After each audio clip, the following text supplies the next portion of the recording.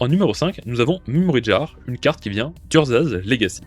C'est un artefact qui coûte 5 mana incolore avec la capacité suivante. À tout moment, vous pouvez engager et exiler Memory Jar, puis chaque joueur va mettre de côté sa main pour piocher cette nouvelle carte. À la fin du tour, il faut défausser toutes les cartes piochées de cette façon et reprendre les autres cartes qui ont été mises de côté. Memory Jar, comme Echo Veons, est un effet de will, mais pour 5 mana incolore. Jar est assez similaire à Yawgmoth's Bargain en pratique, car le but c'est de la jouer pour piocher une nouvelle main et extend votre combo. Cependant, même si Jar pioche potentiellement moins de cartes, ça ne coûte en revanche pas de points de vie, et donc c'est moins sensible à des decks agressifs. De plus, elle coûte un mana de moins et est incolore. C'est donc bien plus simple de générer du mana pour la jouer et peut s'inscrire dans beaucoup plus de stratégies différentes. Puis, au bout d'un moment, le nombre de cartes exactes que l'on pioche n'est pas tellement important tant que c'est suffisant pour gagner la partie. Memory Jar a toujours été banni en Legacy, mais est légal dans tous les autres formats. C'est sûrement moins un problème en Commander, car il y a 2 adversaires supplémentaires qui piochent aussi des cartes et qui peuvent potentiellement stopper votre combo. En plus du fait qu'il est plus compliqué de construire un deck Storm cohérent dans un format singleton et de 100 cartes.